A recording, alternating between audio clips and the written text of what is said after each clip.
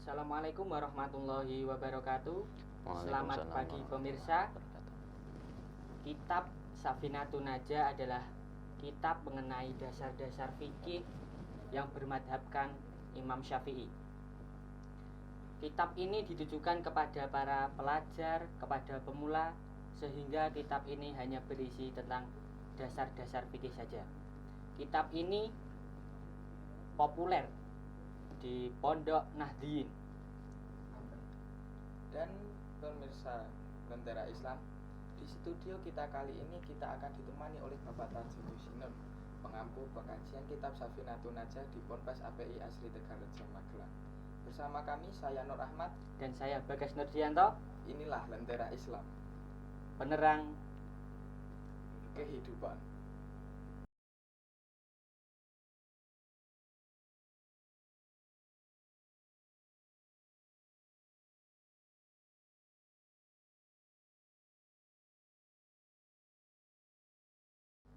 Baiklah pemirsa, di studio kita kali ini kita telah ditemani oleh Bapak Tajun Yusinun, pengampu pengajian kitab Safinatun Najah di Ponpes API Asri Tegalrejo Magelang.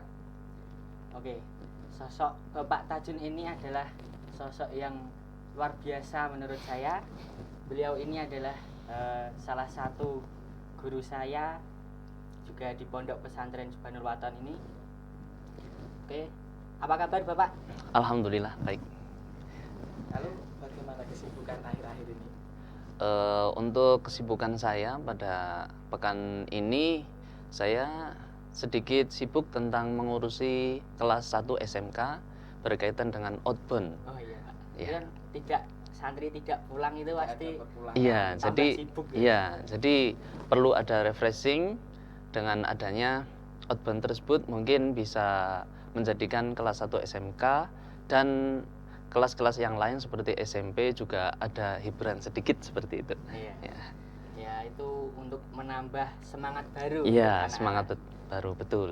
Biar tidak gabut ya di pondok pesantren Iya, terus. betul. Oke, sebelum kita melanjutkan tema pada kali ini, saya akan meminta kepada Bapak Tajun untuk menjelaskan apa itu kitab Safinatun Najah dan siapa sih pengarangnya? Oh ya, baik. Kitab Safinatun Najah ini khususnya menerangkan tentang ilmu fikih. Ya, berkaitan dengan kitab Safinatun Najah ini pastinya kita sangat disayangkan ketika kita menikmati karya-karya dari penulis tapi tidak mengetahui di balik kitab Safinatun Najah tersebut ini siapa penulisnya, kan seperti itu. Barokah. Nah, kurang barokah. Betul. Karena kita kurang tahu dengan siapa pengarangnya, ini akan mengurangi barokah dan pastinya ini ilmunya akan ibaratnya kurang seperti itu. Nah, akan tetapi berbalik ketika kita ini mengetahui pengarangnya, kita mungkin akan ditambahi barokahnya seperti itu oleh Allah Subhanahu wa taala. Nah, sebelumnya kita mengetahui kitab Safinatun Najah ini dikarang oleh Syekh Salim bin Abdullah bin Sumair al-Hadrami seperti itu. Jadi beliau adalah pengarang yang sangat hebat, dilahirkan juga dari keluarga-keluarga hebat seperti itu, dari Hadramaut ya, di sana. Mungkin pengenalan dari pengarang cukup sekian, saya kira seperti itu. Jadi intinya pengarang Safinatun Najah ini sangat hebat. Di samping mengetahui babagan ilmu fikih, beliau ini juga sangat dipercaya oleh kerajaan terdahulu di dalam ilmu politik dan juga militer seperti itu. Jadi Syekh Salim Al-Sumair itu luar biasa. Luar biasa sekali. Sehingga kitab Safinatun Najah ini sampai saat ini sangat bermanfaat bagi umat Islam, khususnya di Indonesia, pada negara kita yang tercinta ini, seperti itu. Baiklah pemirsa, kita lanjutkan perbincangan tema kita hari ini. Tetap di Lentera Islam, Penerang kehidupan.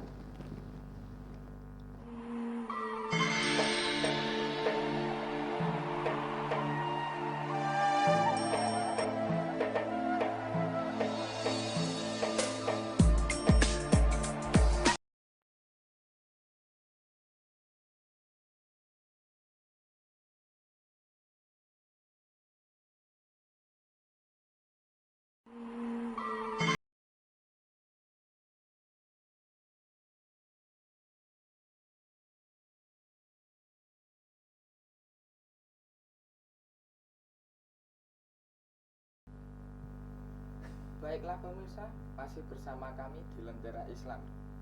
Dan di studio kita kali ini kita akan meneruskan tentang pengkajian kitab Safinatun Najah bersama Bapak Tajun Yusinun. Dan Bagas bisa membacakan bab pertama dari kitab Safinatun Najah. Oke, saya akan membacakan bab pertama di Safinatun Najah ini, yaitu rukun Islam. Bismillahirrahmanirrahim. Arkanul Islami khamsatun. Syahadatu an la ilaha illallah wa anna Muhammadar Rasulullah wa iqamus shalah wa ita'uz zakah wa shaumu ramadana wa hajjul baiti man istata'a ilaihi sabila. Baiklah, itu tadi tentang rukun Islam yang ada di kitab Safinatun Najah. Bapak Tajun bisa langsung saja menjelaskan dari rukun Islam ini. Oh ya, baik.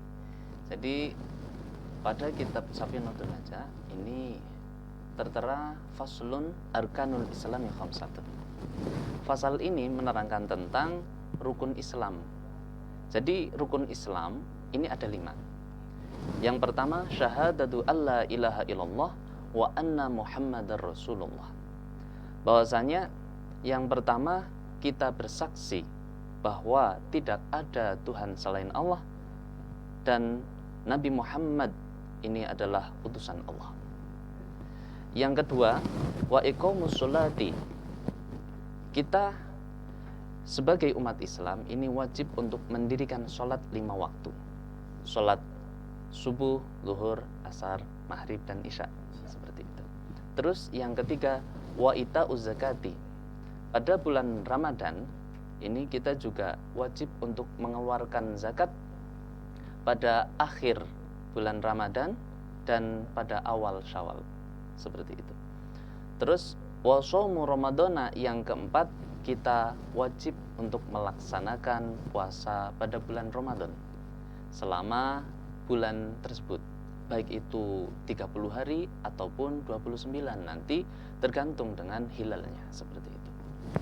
Terus yang terakhir yaitu wahijjul baiti man istata'a ilaihi sabila, yaitu haji berangkat kepada Baitullah ataupun Mekah ya, bagi orang yang istata'a ataupun kuasa untuk menjalankan haji tersebut kepada tanah Mekah sana.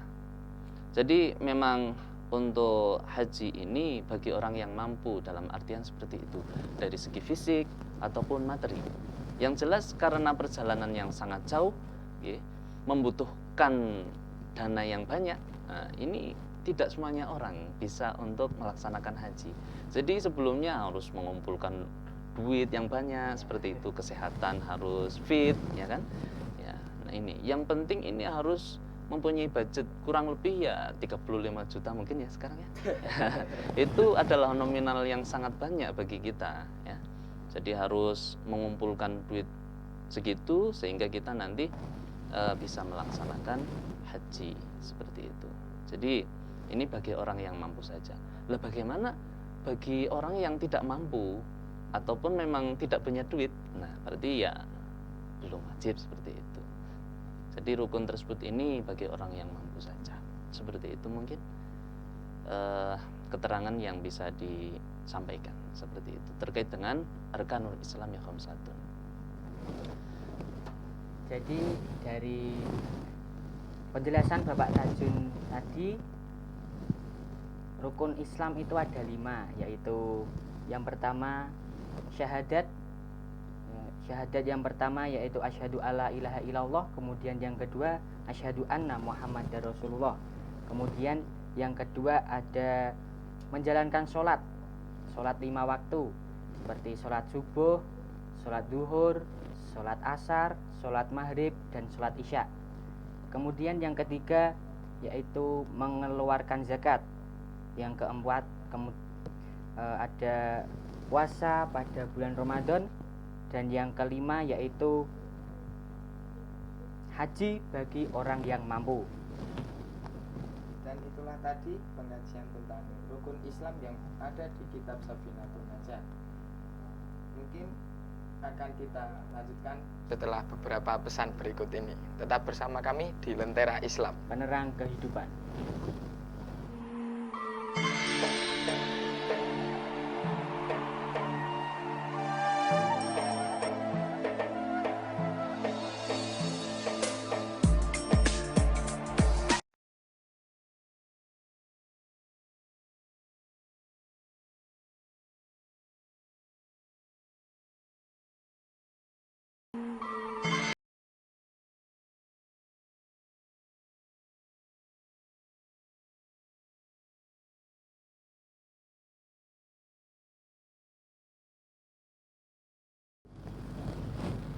Baiklah pemirsa, masih bersama di Lentera Islam.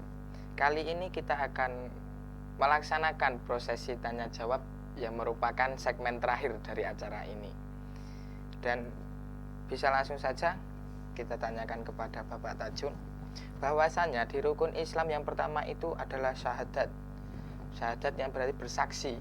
Ya. Lalu bagaimana kita bersaksi, tapi padahal kita tidak dapat melihat dari Allah Subhanahu wa Ta'ala. Ya. Baik, terima kasih. Ini pertanyaan yang sangat baik ya, dan juga agak sulit untuk dijawab seperti itu. Jadi ini memang perlu apa ya, pemahaman, pemikiran, dan apa istilahnya, penalaran yang dalam seperti itu. Iya. Jadi betul, syahadat ini memang termasuk rukun Islam yang pertama, dan ini memang diambil dari kata syahida yang berarti Menyaksikan. ya telah menyaksikan. Betul ya. Jadi syahadat ini menjadi rukun Islam yang pertama. Ini bukan, dalam artian ini bukan menyaksikan secara kasat mata. Kita harus menyaksikan adanya Allah Subhanahu wa Ta'ala, ataupun kita harus menyaksikan bahwa Nabi ada, dalam artian kita harus hidup di zaman Nabi, seperti itu tidak ya. Jadi syahida, kata menyaksikan ini memang secara bahasa seperti itu. Akan tetapi kalau syahadat dalam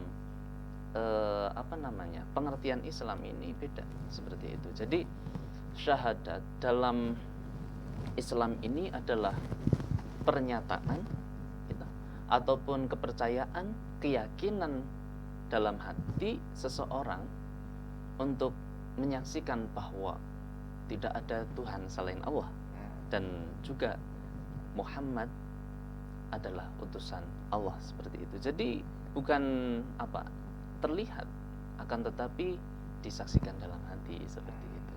Iya, betul. Berarti dengan meyakini, Iya, bahwa meyakini, tiada Tuhan. ya, mempercayai adanya Allah, meyakini, mempercayai bahwa Nabi Muhammad utusan Allah, seperti itu. Ya.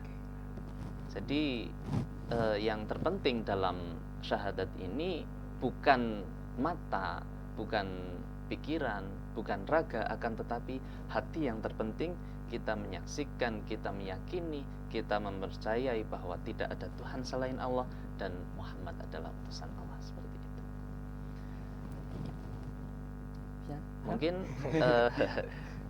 itu yang bisa dijawab mungkin dari saya, seperti itu. Saya kira sudah cukup itu. Ya memang ini pertanyaan yang agak sulit sih, dan juga ini harus perlu pemahaman yang luas, seperti itu.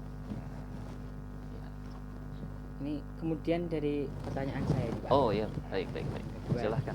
Itu kan saya itu di rumah punya saudara yang non muslim. Baik. Non muslim itu ketika pas puasa, nah itu tiba-tiba dia tuh tanya sama saya, Oh ya. kenapa orang Islam pas bulan Ramadan harus puasa? Kenapa itu?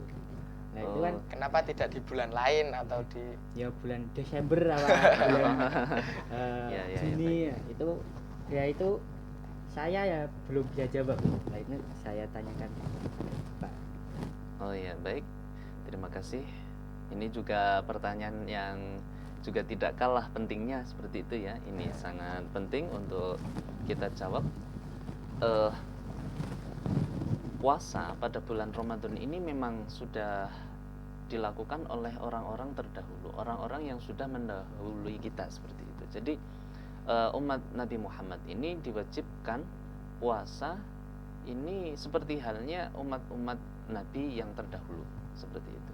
Seperti ayat Al-Quran pada surat Al-Baqarah ayat 183 yang berbunyi Bismillahirrahmanirrahim.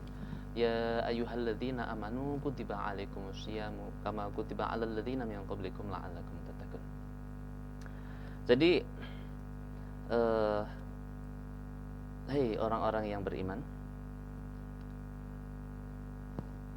diwajibkan atasmu berpuasa seperti halnya diwajibkannya berpuasa kepada orang-orang yang mendahului kamu, dengan harapan kamu termasuk orang-orang yang bertakwa. Seperti itu. Jadi itu adalah dasar bahwasanya puasa ini adalah salah satu rukun Islam yang diwajibkan kepada orang Islam itu sendiri. Jadi sebelum kita mengetahui lebih jauh tentang berpuasa, ya, jadi kita juga harus mengetahui apa itu arti puasa terlebih dahulu. Ya. Puasa kalau secara bahasa itu adalah imsakun ataupun mengekang hawa nafsu, ataupun istilahnya itu mengekang. Jadi kalau dari segi bahasa ini lebih luas. Seperti halnya kita mengekang hawa nafsu, betul itu tadi, ataupun kita mengekang makan, minum, ataupun bahkan kita mengekang untuk tidak melihat wanita, ya. Itu juga termasuk puasa, karena berpuasa kalau dari segi bahasa ini lebih umum seperti itu. Yang penting mengekang, ya. Jadi yang jelas kita mengekang seperti itu. Itu kalau dari segi bahasa. Puasa kalau dari segi bahasa. Akan tetapi lain halnya ketika puasa kita artikan dalam syariat Islam. Nah, kalau dalam kitab Fathul Qorib, ya, berpuasa ini kalau dari segi syariat Islam ini adalah imsakun an muftirin bin niyatin makhsusatin jami'an naharin qabilin li shaumi min muslimin aqilin dhahirin min haidin wa nifasin. Jadi puasa ini adalah mengekang untuk membatalkan puasa dari makan atau minum, ya, dengan niat yang khusus di semua siang, berarti mulai dari fajar shodiq sampai terbenamnya matahari, ya, jami'an nahari, yang mana di situ qabilin lisomi, hari-hari pada hari yang menerima untuk berpuasa. Lah, emang ada hari yang tidak menerima berpuasa? Ada, yaitu aidaini ataupun hari raya Idul Fitri dan Idul Adha. Ini adalah hari-hari yang tidak boleh untuk berpuasa, ya. Dan juga ada juga ayam tasyrik ataupun hari-hari tasyrik, yaitu pada hari tanggal 11, 12, 13 pada bulan Dzulhijjah, seperti itu, ya. Nah, terus tadi pertanyaannya, kenapa harus bulan Ramadan? Ya memang itu sudah kepastian, ya, sudah ditentukan oleh Allah dan diutuskan kepada Nabi Muhammad untuk menyampaikan kepada umatnya berpuasa pada bulan Ramadan, seperti itu, selama 1 bulan tersebut. Jadi puasa ya tidak bisa dong diganti untuk bulan yang lain. Khususnya ini adalah bulan-bulan Hijriyah, ataupun bukan bulan Masehi seperti itu, ya, Hijriyah ataupun bulan Qamariyah. Ya, bukan Syamsiyah, ya. Kalau Syamsiyah itu Masehi. Iya, betul. Jadi memang seperti itu, ya, sudah ditentukan oleh Allah untuk pada bulan Ramadan. Tidak bisa diganti pada bulan yang lain, seperti itu. Nah, kita melanjutkan pengertian dari puasa tadi itu, ya. di samping di situ berpuasa pada hari-hari yang menerima, dan juga di situ min muslimin, yang melakukan ini adalah orang Islam, seperti itu ya. Jadi apakah wajib berpuasa bulan Ramadan ini bagi orang-orang yang kafir tadi ya, yang sudah disebutkan? Ya tidak, karena diwajibkannya puasa Ramadan ini adalah diperuntukkan kepada orang-orang yang Islam, orang yang Islam, seperti itu ya. Jadi memang rukun Islam yang ke berapa tadi? Yang ke empat ya. Yang keempat ataupun puasa ini memang ada syarat-syarat tertentu ya. Jadi syarat wajib ini juga ada ya, kurang lebih ada 4. Yang pertama Islam ya. Islam berarti non muslim wajib nggak kiranya? Tidak ya? Bukan Islam. Bukan Islam nggak wajib dong. Terus yang kedua baligh. Berarti di situ kalau bayi ya, bayi ini kira-kira wajib? Wajib nggak? Enggak ya, karena belum dewasa seperti itu.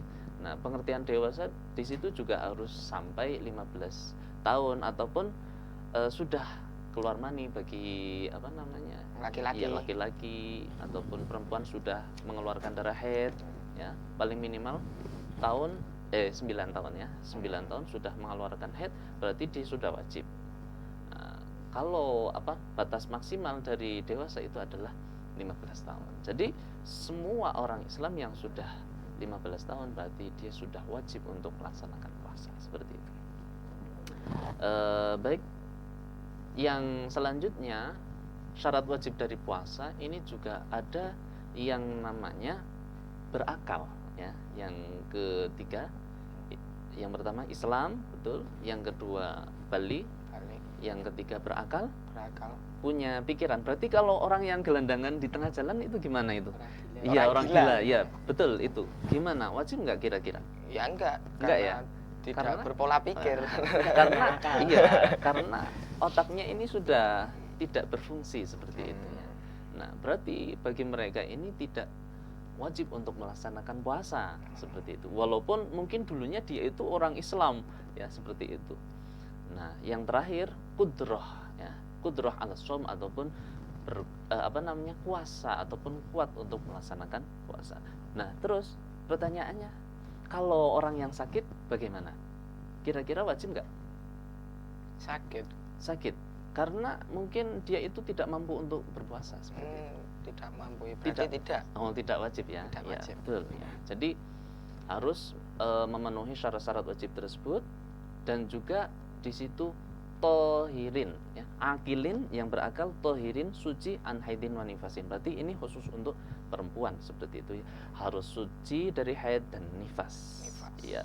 Jadi memang demikian yang harus dipenuhi dalam berpuasa seperti itu. Mungkin itu yang bisa kita jawab untuk segmen pertanyaan yang kedua. Saya kira seperti itu. Lalu untuk melaksanakan haji, mungkin ada seseorang yang mampu untuk melaksanakan haji, ya, tapi baik. dia memiliki utang dengan orang lain.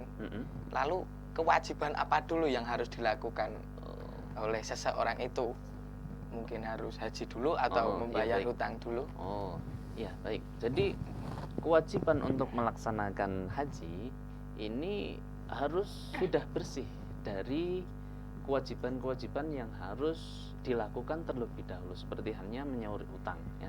Jadi utang ini sudah bebas dari utang, pastinya ya harus menyaur hutang dulu, nanti baru biaya lebihannya bisa ditabung, dan nanti kalau sudah cukup untuk berangkat haji seperti itu. Jadi utang ataupun kewajiban-kewajiban yang lain seperti halnya biaya untuk untuk orang-orang yang ada di rumah seperti itu ya. Ini juga harus ada. Baik, seperti itu. Oke. Jadi ini pertanyaan yang terakhir buat Bapak di segmen terakhir ini mungkin itu kan tadi Bapak menjelaskan tentang zakat pada akhir bulan Ramadan. Iya, baik. Nah, itu tujuannya zakat pada akhir Ramadan apa? Oh, tujuan ya di samping untuk apa namanya ya, mendobling ataupun membantu puasa kita selama 1 bulan di bulan Ramadan ini sampai ke Allah ataupun sampai ke langit ya, diterima seperti itu. Jadi kalau orang yang berpuasa ya selama 1 bulan Ramadan ini kok nggak zakat, dia itu pahalanya diambang di tengah-tengah langit seperti itu. Jadi di situ belum diterima, jadi harus zakat terlebih dahulu, nanti baru diterima. Nah, di samping itu, ini juga membantu fakir-fakir miskin yang tidak mampu seperti itu. Untuk kebutuhan Idul Fitri yang semakin mendesak ataupun memang mendesak. Jadi memang membantu para fakir miskin seperti itu. Mungkin seperti itu. Baiklah pemirsa, sudah tidak terasa 30 menit kita bersama di dalam acara Lentera Islam. Dan semoga ilmu yang tadi yang telah disampaikan oleh Bapak Tajun semoga bermanfaat. Amin, amin. Amin. Karena ilmu yang bermanfaat akan membantu kita dan menerangi kehidupan kita di dunia dan di akhirat. Baiklah, dengan kami, saya Nur Ahmad Dan saya Bagas Nurdianto. dan narasumber kita hari ini Bapak Tajun Yusinun. Sampai berjumpa di lain kesempatan di acara Lentera Islam berikutnya. Karena Lentera Islam Penerang kehidupan.